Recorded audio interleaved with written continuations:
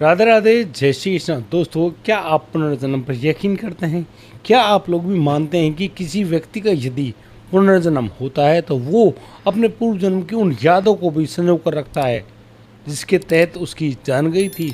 यानी कि कुछ ऐसा जो ना केवल आपको चौंकाएगा बल्कि सोचने के लिए मजबूर कर देगा। यहाँ तक कि उस पुनर्जन्म ने पुलिस को एक ऐसा क्लू दिया जिसके बारे में पुलिस ये नहीं पता कर पाई आखिरकार वो लड़की कहाँ पर और किन हालातों में गायब हो गई। वो लड़की एक ऐसी जगह से, लड़की नहीं उसके अवशेष बरामद किए जाते हैं और फिर उस लड़की ने ऐसा पर्दाफाश किया, एक मल्टीनेशनल कंपनी के बॉस उनको जेल जाना पड़ गया। है ना बड़ी हैरान करने वाली कहानी।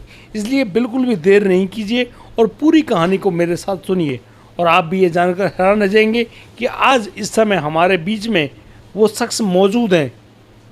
इसलिए दोस्तों, मैं आज आपको लेकर चलता हूँ दक्षिण भारत में। दक्षिण भारत में नवनिर्मित एक राज्य है जिसका नाम तेलंगाना है। तेलंगाना के अंतर्गत आने वाला वह चिल्लपुर गांव।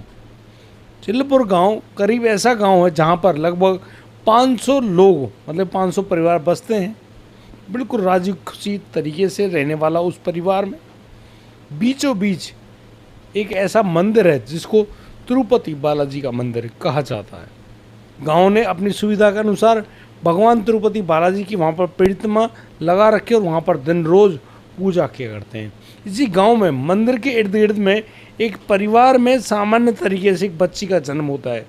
बच्ची का नाम रखा जाता है संध्या कुमारी। बहुत साधारण बच्ची, हर तरीके से माँ बाप के साथ, अपने बहन भाई के साथ खेलने कूदने वाली वह बच्ची।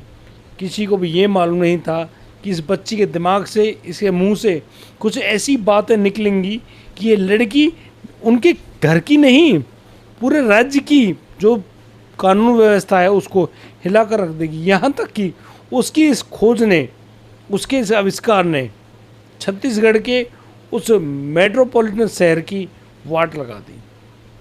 दोस्तों, मैं आज आपको वो पूरी कहानी बताऊंगा, लेकिन जब ये लड़की संध्या कुमारी मात्र 6 साल की हुई, इस लड़की के शरीर में कुछ ऐसे बदलाव आने लगे।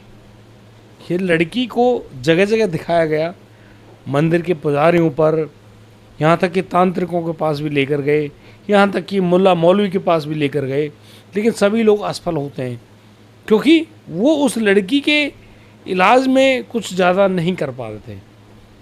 परिवार उस बच्ची को बार बार लेकर जाता और बस इस उम्मीद में कि उनकी बच्ची ठीक हो जाए, वो कष्ट ना पाए। लेकिन उस लड़की के दिमाग में, उस लड़की के शरीर में, उसके हाथ पैरों में ऐसा भीषण दर्द होता, वह लड़की ज़ोर ज़ोर से कराती, रोती, चीखती, यानी कि उस लड़की को कहीं भी कोई भी आराम नहीं मिल रहा था। लड़की बड़ी परेशान। उसके माता पिता उस लड़की को जब भी तिरुपति बालाजी के उस मंदिर में लेकर जाते, जो उनके गांव के मध्य में बसा हुआ था, उस मंदिर में जाते हुए लड़की बिल्कुल शांत हो जाती। लड़की के शरीर में कोई कष्ट नहीं रहता और कहते हैं ना, भगवान के मंदिर में तो न जाने क्या क्या ऊर्जाएं समाहित हैं। वहाँ कोई भी दुख दर्द का या कोई पीड़ित व्यक्ति वहाँ जाए तो वो अचानक से ठीक हो जाता है। वो हर तरह की परेशानी को भूल जाता है, उसको कोई ऐसी दिक्कतें परेशान नहीं करती हैं। वो बस इसी तरीके से वह लड़की वहाँ उस मंदिर में घंटों बैठी रहती और उन घंटों में उस लड़की को कोई दर्द, दुख, तकलीफ कुछ भी नहीं होता। अब माता पिता उस बच्ची को मंदिर भेज देते और मंदिर में लड़की एक खम्भे के सहारे बैठ जाती। अब दिन भर उस मंदिर में लोग आते, पूजा अर्चना करके जाते। अचानक से एक रोज़ उस मंदिर में बहुत तेज़ हवाएं चलने लगी, बहुत तेज़ आंधी जैसे आई। उस मंदिर का घंटा, जो काफ़ी बड़ा था पीतल का, वो जोर जोर से हिलने लगा अपने आप। और अचानक से वो जो घंटा है वो धड़ाक से नीचे गिरा। वो जब जैसे नीचे गिरा, उस घंटे के नीचे वो 6 साल की बच्ची दब जाती है। यानी कि उस घंटे की चोट उस लड़की के मस्तिष्क में ऐसे लगती है, वो लड़की वहीं पर बेहोश हो जाती है। उसकी जीभ बाहर निकल जाती है और उसके शरीर में सांसों का आवागमन रुक जाता है। चारों तरफ भगदड़ मच गई, सभी लोग भागे, उसके परिवार से उसके माता पिता को बुलाए, उस लड़की को उठाकर गाड़ी में डाला, लेकर गए हॉस्पिटल। हॉस्पिटल में जाने के पश्चात उस लड़की के बॉडी चेकअप वगैरह किए गए, लेकिन डॉक्टर्स कहने लगे कि इस लड़की के शरीर में कुछ ऐसा नहीं है जिससे हम लोग ये बता सकें कि लड़की जिंदा भी हो जाएगी, बच जाएगी। इसके साथ हुआ क्या है उनको भी नहीं पता। दिल की धड़कन बहुत सामान्य सामान्य नहीं, बहुत डाउन, बिल्कुल गिर गई। नब्ज कोई कोई बोल रही है। डॉक्टर ने कहा कि बच्ची में अब ज़्यादा कुछ है नहीं, इसको अपने घर ले जाइए। लेकिन ना जाने क्यों उसके जो पिता थे उनको ऐसा लगा कि वो अपनी बच्ची को इस तरह से मरने नहीं दे सकते। वो अपनी बच्ची को एम्बुलेंस में लिटाते हैं और फिर बड़े हॉस्पिटल की तरफ भाग लेते हैं। बड़े हॉस्पिटल जैसे ही पहुँचे, वो मशीनें लगाई गई। मशीनों के तरीके से जिस तरीके से इलाज किया जाता है वो इलाज अब होने लगा, और इलाज के साथ साथ उस बच्ची के शरीर में कुछ ऐसे बदलाव आने लगे जिससे लगने लगा कि बच्ची अब बच जाएगी। यानी कि करीब 24 घंटे इंतज़ार करने के बाद उस लड़की के शरीर में हलचल होने लगी। हलचल ऐसी हुई, अचानक से उस लड़की को होश आ जाता है और वह बड़े गौर करके वहाँ पर मौजूद जो शख्स है उनको देख रही है। उसने अपने माता को भी देखा, अपने पिताजी को भी देखा, अपने बहन भाइयों को भी देखा, और बड़ी हैरानी से बोलने लगी वो यहाँ क्या कर रही है। अब आप सोचिए, एक लड़की जो कि घायल अवस्था में हो, वो अचानक से हॉस्पिटल में लेकर ही जाएंगे और वो उसकी आँख खुलेंगी तो वो कहेगी मैं तो हॉस्पिटल में हूँ। लेकिन वो लड़की खुद कह रही कि मैं यहाँ कर क्या रही हूँ, मुझे कौन लाया और आप लोग कौन हो। अब एक बच्ची जो अपने माता पिता से ये कहे कि आप लोग कौन हो, तो माता पिता पर क्या बीतेगी। उन्होंने बड़ी हैरानी से कहा बेटा हम तुम्हारे माता पिता हैं, बोलो। अरे तुम्हारे सर में चोट लगी थी, चोट लगी तो मैं तुम्हें यहाँ लेकर आए, अब तुम यहाँ आई हो, तुम्हें होश आया है तो तुम अब ठीक हो तो अच्छी बात है, अब घर चलते हैं। अब तुम ज़्यादा बात फालतू की बात सोचो मत, चलो हमारे साथ। तो वह लड़की बड़ी हैरानी से कहती है मैं अगर तुम्हारी बच्ची हूँ तो मुझे मेरा नाम बताओ, मेरा नाम क्या है। तो माता पिता ने कहा तुम्हारा नाम संध्या कुमारी है, जो कि मैं ही नहीं पूरा गांव कहता है। लेकिन वह लड़की उल्टा जवाब देते हुए कहती है कि वो संध्या कुमारी नहीं है, वो तो प्रियंका है, प्रियंका साहू नाम की वो लड़की। आप लोग उसके माता पिता नहीं हो और वो यहाँ कैसे आई, यहाँ तो उसको होना ही नहीं चाहिए था। अरे वो तो मिट्टी के नीचे दफन थी। अब इन बातों को जो भी सुन रहा है बड़ा हैरान है, यार ये लड़की जो कि अभी सर में चोट खा के यहाँ पर हॉस्पिटल में भर्ती है, वो मिट्टी के अंदर कैसे दफन हो सकती है। यहाँ तक कि वो लड़की ये भी बताती है कि वो बच्ची कैसे है, उसके छोटे छोटे हाथ क्यों हैं। वो तो बड़ी लड़की है, जवान लड़की है, एक एमएनसी कंपनी में काम करती है, एक इंजीनियर लड़की है। तुम्हें पता नहीं उसकी बहुत अच्छी तनख्वाह थी और एक बड़ी कंपनी में काम करने वाली लड़की थी, नाम है प्रियंका साहू। सारा परिवार ऐसे सन्न रह गया। उस हॉस्पिटल के उस कमरे में बिल्कुल सन्नाटा था, कोई भी नहीं बोल पाया। सभी लोग बड़े हैरान हुए, लेकिन पिता के आंखों से जो आंसू आए उन्होंने उस लड़की को चुप होने के लिए मजबूर कर दिया। पिता ने बड़े प्यार से अपनी बेटी के सर पे हाथ फिराया और कहा कोई बात नहीं बेटी, चाहे तुम संध्या हो या फिर तुम प्रियंका हो तो हमारी ही, चलो अब घर चलते हैं। अब घर ले जाने की जब बात हुई तो डॉक्टर्स ने कहा कि कुछ दिन के लिए इसको हॉस्पिटल में रखते हैं, कोई बदलाव आएगा, कोई सुधार आएगा तो हम इसको कवर कर लेंगे, इसलिए 2-4 दिन इसे यहाँ पर रहने दो।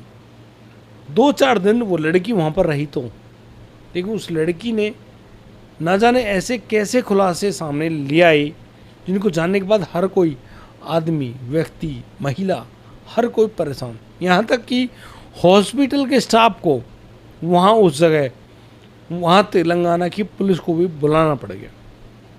अब पुलिस के सामने जो सच्चाई आई वो न केवल हैरान करने वाली थी बल्कि पुलिस को भी सोचने के लिए मजबूर करने वाली थी। यहाँ तक कि पुलिस ने उस लड़की के साथ एक बात बोली कि लड़की जिन आरोपों को तुम लगा रही हो, जिन बातों को तुम कर रही हो, क्या है वे बातें सही हैं। यदि वो बातें सही नहीं हुई तो हमारी जो पुलिस है उस पर लोग गलत और सवालिया निशान उठाएंगे। इसलिए मैं तुमसे यही कहूँगी, पुलिस ने कहा ये बात, कि अपनी बात हमें सच कहना। दोस्तों वो 6 साल की बच्ची अब पुलिस के सामने ऐसी सच्चाई लेकर आती है, पुलिस को भी हैरान कर देती है। वो लड़की बताती है कि वो छत्तीसगढ़ के रायपुर में एक एमएनसी कंपनी में काम करती थी। अच्छी तरह से पढ़ी लिखी वो लड़की प्रियंका साहू बड़ी खूबसूरत थी, और जिस कंपनी को उसने ज्वाइन किया उस कंपनी में उसका जो बॉस था नाम था विक्रम। विक्रम उस लड़की पर गंदी नज़र रखता था और कई बार उसको जाते आते गलत तरीके से बैड टच कर लिया करता था। कहीं ना कहीं वो लड़की उस विक्रम से परेशान होने लगी। उसने कई बार विक्रम को टोका, कहा कि आप हमारे एचओडी हो, हमारे सर हो, तो आप उसे इस तरह से परेशान ना करें, आप अपने परिवार को देखो, अच्छा रहेगा। लेकिन वो विक्रम मानने वाला नहीं था। एक रोज़ जब उस प्रियंका से उस विक्रम का छेड़ना बिल्कुल भी सहन नहीं हुआ, तो उसने अपने सीनियर्स से उस विक्रम की शिकायत कर दी। विक्रम की जैसे शिकायत गई, सीनियर्स ने कहा कि भाई तुम तो बहुत गंदा और भद्दा कार्य करते हैं, तुम्हें सॉरी बोलना होगा उस लड़की को। अरे कोई हमारी कंपनी में काम करने वाला है, उसके जिम्मेदार हम हैं, उसको हर तरीके से बचाएंगे, चाहे उसकी शारीरिक जो शोषण है उससे बचाएंगे, मानसिक शोषण से बचाएंगे, उसको समाज में उच्च तरीके से आगे बढ़ाना है, ना कि उसको नीचे दबाना है। अब इन बातों को कहने वाले वो सीनियर्स विक्रम तो कहते हैं कि उस लड़की को सरेआम माफ़ी मांगो, और कंपनी के बहुत सारे कलीग्स थे वहाँ पर, सभी के आगे विक्रम ने उस लड़की को सॉरी बोला। सॉरी तो बोल दिया, लेकिन ये बात सिर्फ सॉरी तक सीमित नहीं थी। कहीं ना कहीं इस शब्द ने उस विक्रम के दिमाग में एक ऐसी रंजिश भर दी, एक ऐसा गुस्सा भर दिया, कहीं ना कहीं मन ही मन सोचने लगा कि वो इस लड़की को एक ना एक दिन हासिल करके छोड़ेगा। और बस एक दिन उसने प्रियंका को बोला, प्रियंका मेरे पास तुम्हारी फाइल आई है प्रमोशन की, और बड़ी गजब की बात ये भी है कि मेरा कल बर्थडे भी है, तो मैं तुमसे कहना चाहता हूँ कि तुम बर्थडे सेलिब्रेशन में मेरे घर आओ। सभी लोग आ रहे हैं, कंपनी के सभी लोग आ रहे हैं, मैं वहाँ पर अच्छी पार्टी दे रहा हूँ, पार्टी का एंजॉय भी करना और अपनी प्रमोशन की फाइल भी लेना। कहीं ना कहीं वो लड़की प्रियंका बहुत खुश होती है। प्रियंका खुश तो हुई, लेकिन प्रियंका को ये नहीं मालूम था कि विक्रम उसके लिए क्या षड्यंत्र रचे हुए था। प्रियंका शाम के टाइम यानी कि रात के 8 बजे के लगभग विक्रम के घर पहुंची। वहाँ उस घर के अंदर घुसी तो, और उसने विक्रम से पूछा कि बाकी लोग कहाँ हैं। तो विक्रम ने कहा कि वो कुछ देर में आते होंगे, क्योंकि उन्होंने ही पार्टी का आयोजन किया है, इसलिए तुम यहाँ पर बैठो। लेकिन प्रियंका बैठी नहीं। उसने महसूस किया कि यहाँ पर विक्रम ने ड्रिंक की हुई है। यहाँ प्रियंका कुछ कहती है उससे पहले विक्रम ने बाहर की तरफ जाते हुए उस दरवाजे को अंदर से बंद कर दिया। दरवाजे को अंदर से लॉक करने के बाद चाबी अपनी जेब में डाली और फिर उस प्रियंका के साथ ज़बरदस्ती करने लगा, प्रियंका को मजबूर करने लगा, प्रियंका को बेड पर गिरा दिया। लेकिन प्रियंका जो कि जवान लड़की थी, उसने ज़बरदस्त प्रतिरोध किया, उसको रोकने का पूरा प्रयास किया। कुछ हद तक वो सफल तो हो रही थी, लेकिन उसको सफल होते देख अब विक्रम से यह सहन नहीं हुआ। उसने उसी समय जो बेड पर तकिया जो मौजूद था उसको उठाया और प्रियंका के मुंह पर इस तरह से रख दिया कि प्रियंका अब सांस लेने में बिल्कुल असमर्थ थी। थोड़े ही समय में प्रियंका हमेशा हमेशा के लिए शांत हो गई। अब वह उस प्रियंका की बॉडी के साथ क्या करता वो वाकई में हिला देने वाला था। प्रियंका की बॉडी में से जो आत्मा थी वो निकलकर वहीं बेड के सराहने खड़ी थी। वो बार बार उस विक्रम को रोक रही थी, विक्रम के ऊपर चिल्ला रही थी, लेकिन विक्रम जो कि एक वैसी दरिंदा बन गया था, वो अब उस मृत शरीर के साथ गलत कार्य करता है। वो यहीं पर नहीं रुका, वो सोचता है कि उसकी बॉडी को कहाँ पर ठिकान लगाएं, लेकिन वो लेकर कैसे जाए। इसलिए उसने अपने घर का आंगन खोदा, उसके करीब 6 फीट गहराई तक खोदा और उसके अंदर उसकी बॉडी, प्रियंका की बॉडी को दफन कर दिया। ऊपर से उसको ऐसे कर दिया और सुबह दूसरे दिन सीमेंट वगैरह लाकर उसको पैक कर दिया। तब तक प्रियंका की जो रूह थी वो उसी घर में मौजूद रही। उधर जब उसने देखा कि उसकी बॉडी को मिट्टी के अंदर दबा दिया, तो वो रूह वहाँ से निकलती है, अपने घर पहुँचती है। घर जाकर देखा तो उसके माता पिता उसको ढूंढने में लगे हुए थे। अब पुलिस ने भी जब ये पूरा मैटर समझा, पुलिस ने कहा कि आप हमें छत्तीसगढ़ के रायपुर में ले चलोगे। अब इतनी बात सुनने के बाद उस लड़की संध्या ने, यानी कि उसके अंदर तो अब प्रियंका का आवेश था, उसने कहा कि हाँ बिल्कुल वो आपको लेकर चलेगी। अब तो वहाँ पर एक गाड़ी को रेडी किया गया, वो पुलिस की 2 गाड़ियाँ, सभी लोग सीधे छत्तीसगढ़ के लिए रवाना हो गए। अब वहाँ जाने के बाद उन्होंने छत्तीसगढ़ में उस रायपुर वाली जगह पर पहुँचे। वहाँ जाने के बाद उन्होंने एक ऐसा घर देखा जहाँ पर वो लड़की संध्या उनको लेकर गई। एक टूटा फूटा सा घर, ज़्यादा बड़ा घर नहीं, टूटा फूटा सा घर, दरवाज़ा भी बहुत ही बुरी हालत में। लड़की वहाँ पर गई और दरवाजे को बजाने लगी। दरवाजे के अंदर से एक बूढ़ी महिला निकल कर आई और वह लड़की भागकर उसको माँ माँ बोलती हुई उससे चिपट गई। वो लड़की कौन है, वो महिला कौन है, कोई नहीं जानता। लेकिन अब जो प्रियंका साहू नाम की वो लड़की थी, वो कहती है ये मेरी माँ है। तो वह महिला कहती है वो कैसे तुम्हारी माँ है, तुम्हें पता नहीं उसकी जो लड़की है प्रियंका वो कहीं गायब हो गई है। तो वो छोटी सी बच्ची हंसने लगती है, वो कहती है माँ तुम्हारी बेटी गायब नहीं हुई है, उसके सर विक्रम ने जान ले ली और उसकी बॉडी विक्रम के घर में दफन है। अब इन बातों को जैसे उस छोटी सी बच्ची ने अपनी माँ से कहा, माँ बड़ी हैरान हुई। माँ ने कहा कोई बात नहीं, यदि तुम इन बातों को कह रही हो और जिनमें सत्यता है तो हम भी पुलिस को साथ लेकर चलेंगे, हम भी चलेंगे उस विक्रम के घर पे। और फिर वही संध्या अपनी माँ को लेकर, पुलिस को लेकर, अपने इस जन्म के माता पिता को साथ लेकर सीधी पहुँचती है विक्रम सर के घर पे। वहाँ पर कोई नहीं था। विक्रम का फ़ोन नंबर वगैरह सब पता किया गया, उनको बुलाया गया और उनसे जब पूछा गया तो पहली दफ़ा तो विक्रम ने बिल्कुल साफ मना कर दिया। पुलिस ने कहा कि आपके मना करने से सब कुछ ठीक नहीं होगा, हमको सच्चाई चाहिए और सच्चाई बयां करवाना उनको आता है, इसलिए अब आप सच्चाई बोल दो तो ज़्यादा अच्छा रहेगा। अभी भी विक्रम ने अपनी सच्चाई बयां नहीं करी तो वह लड़की बोल पड़ी, अच्छा झूठ बोलते हो विक्रम सर, तुमने उसका मुंह दबाया था, गला दबाया था, उसकी सांसें बंद कर दी थी तकिए से, और तो और तुमने उसकी बॉडी को बीच आंगन में दबाया है। और जब इन बातों को उस विक्रम ने सुना, उसके माथे पर जो पसीना था, उसकी बूंदें थी, साफ झलक रही थी। और कहीं ना कहीं वो इतना ज़्यादा डर गया था कि उसकी आवाज़ भी लड़खड़ाने लगी। पुलिस ने तुरंत अपने प्रभाव से उसको पूछा कि देख हमारे पास ये लड़की है, उस लड़की ने सब कुछ बताया है, और तुमने जिस लड़की के साथ ये गलत काम किया उसका नाम प्रियंका साहू था। अब तो जो सच्चाई, जो कि ऐसे समय के गर्त में दब गई थी जिसको कोई नहीं पूछ रहा था, आज वो राज भी ओपन हो गया। और ओपन करने के लिए लड़की के शरीर में एक ऐसा आवेश आता है जिसने सारी सच्चाई बोल दी। हालांकि मेरी इस बात पर आप लोगों को यकीन नहीं हो रहा होगा, लेकिन ये तेलंगाना की वो सच्ची घटना है जो कि हुई है वाकई में।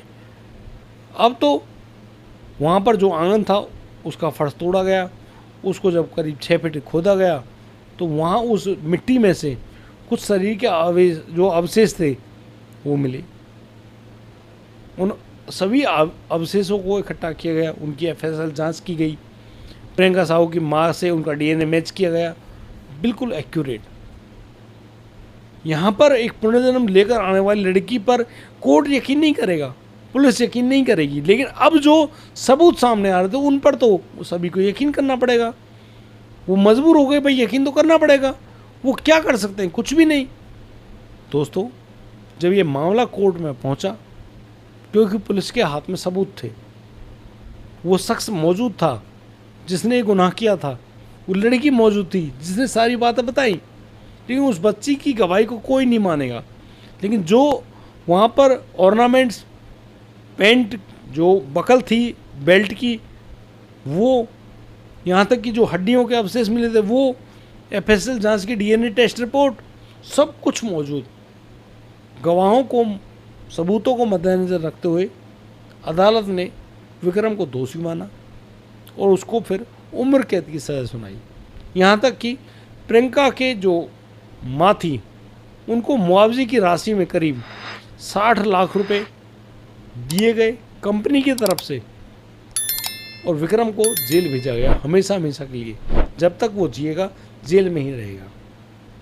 अब इतना सब करने के बाद उस संध्या नाम की उस लड़की के शरीर में से वो प्रियंका साहू नाम का जो आवेश था वो धीरे धीरे जाने लगा और आज वो लड़की संध्या कुमारी बनकर ही तेलंगाना के चिल्लपुर गांव में रहती है, अपने परिवार के साथ रहती है।